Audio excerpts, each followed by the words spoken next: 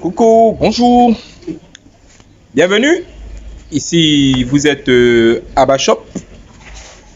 Le site est en aménagement et on espère les résultats bientôt. Et on saura vous présenter ce qui se fait. Ça, c'est juste pour vous parler de l'environnement afin de regarder ce qui est en train de se préparer. À quoi ressemble le sujet aujourd'hui? Généralement, c'est comment entreprendre, pourquoi entreprendre, comment d'autres font pour réussir et d'autres pas.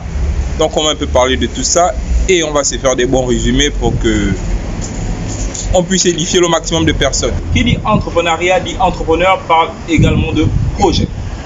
En termes de projet, qu'est-ce qu'on va vous dire? On va vous dire qu'il y a 3 grandes étapes en termes de projet. Et dans ces 3 grandes étapes, l'entrepreneur est responsable de 2 grandes étapes. La 3e étape ne dépend pas de l'entrepreneur, mais dépend des précédentes étapes et comment l'entrepreneur va les vendre. La première étape, on va dire l'idée. Par idée, comprenons tout ce qui est immatériel qui permet de comprendre le projet. À la limite, on va dire business plan pour certains cas de projet, business model pour d'autres cas de projet et bon narratif pour d'autres. Tout ça, on est dans l'idée. L'idée, c'est tout simplement la période ou le moment où on réfléchit sur le projet, sur ce qu'il y a à faire. Et ça dépend de l'entrepreneur.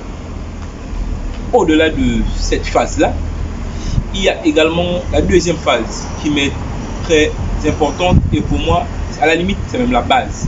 C'est-à-dire le prototype. La valorisation, sinon la présentation d'un prototype.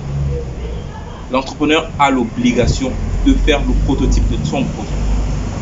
Et pour être pragmatique, pour la mise en place d'un prototype, l'entrepreneur, il est seul. Il n'est aidé par personne. Et on doit apprendre à travailler seul au moment où il le faut. Et la mise en place d'un prototype nécessite que l'on soit seul. Sinon, être avec son équipe pour la matérialisation du prototype. Et c'est quoi le prototype? Le prototype, c'est cet élément physique qui permet aux gens de comprendre le projet sans que le projet ne soit à son niveau de déploiement. Ça, c'est le prototype. Ça permet aux gens de lier l'idée, de faire un pont entre l'idée et ses projections. Un pont matériel. C'est ça le prototype.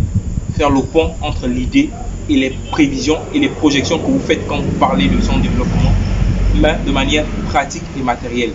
À la limite, vous nous dites qu'à travers l'idée, vous voulez faire ceci, vous voulez faire X et Y. Ces projections vont permettre d'avoir tel impact.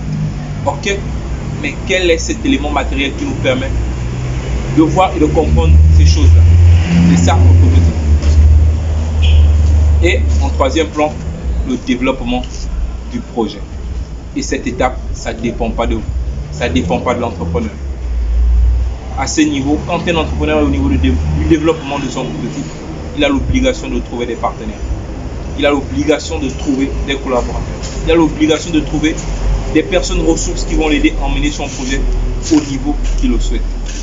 Et ça, c'était 3 étapes dont je voulais qu'on parle aujourd'hui en ce qui concerne l'entrepreneur et le développement de son projet.